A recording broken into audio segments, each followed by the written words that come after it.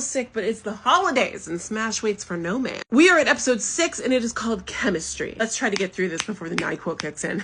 The episode starts in Ivy's apartment where she is getting ready for rehearsal, but Derek is still asleep in her bed. And she is singing at full voice, which is completely unhinged. I'm sorry, are we all doing this? Are we all just like speaking, singing, doing whatever at full voice while our partner is still in bed inches away from us? Anyway, she's like, her smile, her fantasies, play a duet. And then when she gets to the high note, she cracks.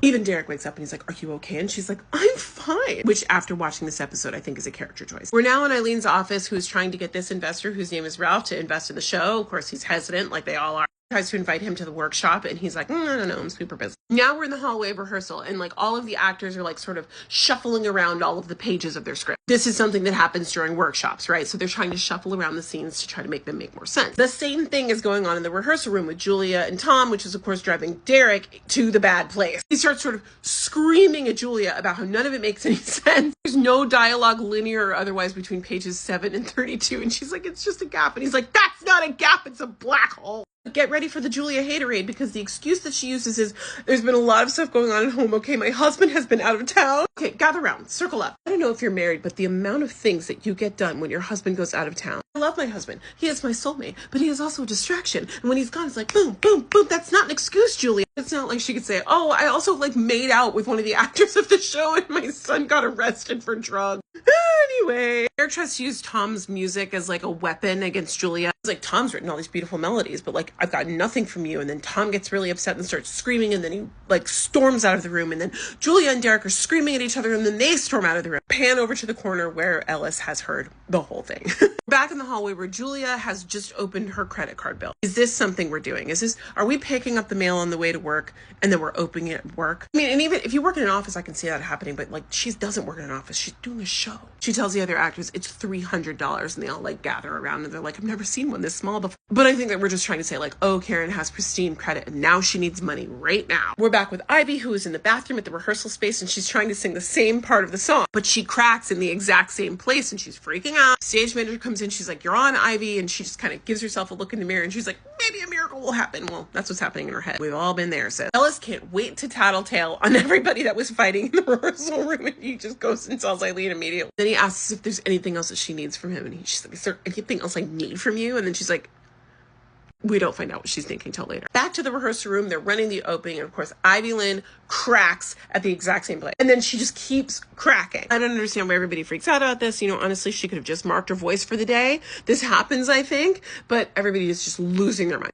Opening sequence. Following the opening, it would appear that Ivy immediately went to urgent care, and she has reported that she's going to try vocal rest for the night. There's discussion of her maybe taking prednisone, but apparently Ivy's very sensitive to steroids. But they're back and forth talking about Ivy Lynn because rehearsal has been called. It's done for the day. So Karen goes to grab her rehearsal bag, and I swear to God, she grabs it from the bottom of the bag. Like the bag was open, and instead of grabbing the top by the handle, she grabs the bottom of the bag, and everything falls out of the bag. It did not look like a mistake. Anyway, it's supposed to be a mistake. So she's all, fuck, and then she gets on the ground, and she starts like picking up everything, and now she's under the piano listening to their conversation. And while she's listening, they're like, can Karen do it? Can Karen fill in for Ivy? Karen's like, wait, can Karen do what? It would appear that Derek does not want Karen to fill in, you know, because he's sleeping with Ivy. So he comes over to mansplain why she needs to take the prednisone, to just sort of speak to her like a child. In the end, he gets her to take the prednisone. Cut to Julia's place where she has completely lost it, okay? She's making pancakes, and apparently she's just gotten pancake batter all over her person. She's just sort of staring off into middle distance. Her son is like, Mom, the pancakes are on fire, you know? The door opens and Frank is home, and he is home early from his trip, and she runs to him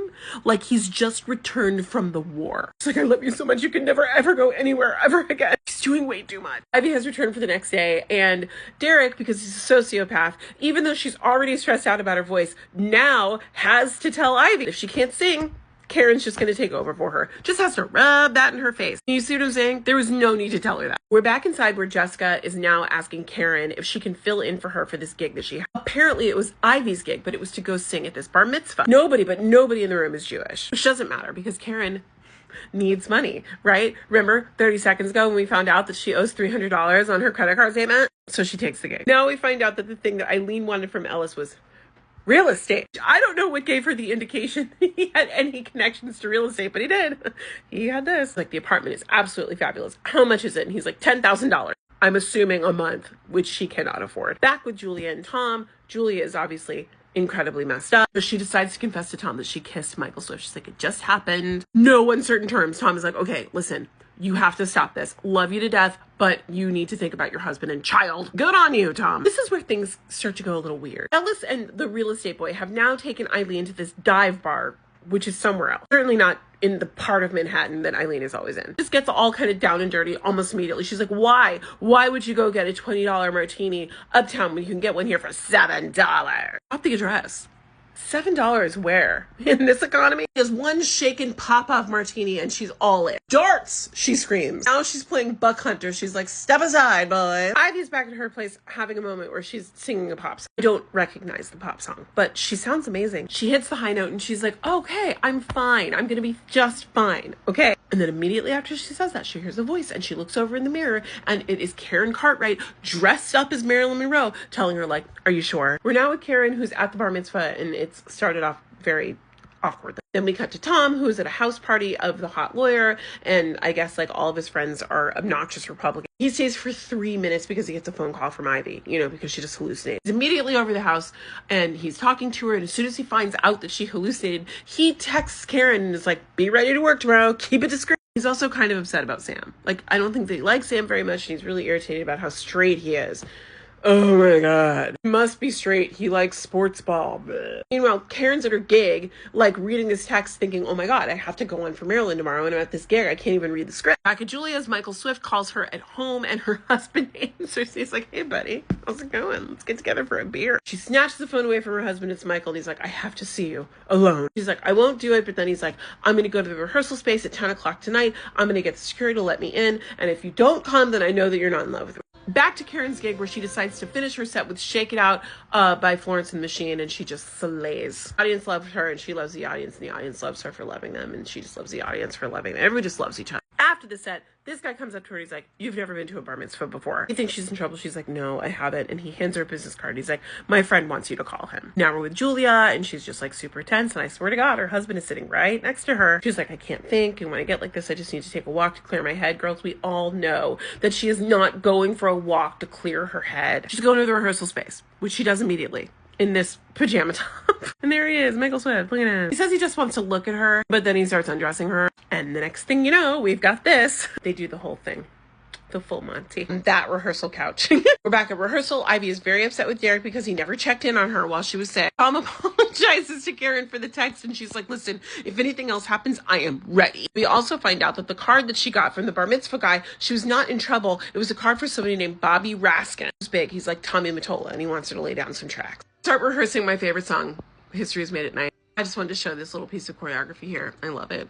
I think it's really creative. Ivy's wearing heels and she's standing on a leather couch, so she kind of stumbles and she falls and everybody kind of laughs. Which is the thing that happens, but Derek is furious at her and just starts obliterating her in front of the entire cast. She's like, we're not football players. You can take endless abuse and then still go on and play. I mean, she really lets him have it. And then she tells him that he's not that good looking and that he's not that good in bed either. Tom loves it and they all have a big laugh. We're back at the dive bar where Eileen has invited her friend Ralph. Looks like the $7 martinis won him over. He's going on the list. He's going to the workshop. And that's where it ends. A couple of things about this one, okay? First of all, the prednisone makes her hallucinate. Is this a thing that's happening? But it is really wild that Derek never once checked in on her. Like, really. I don't even need to talk about Julia and Michael Swift.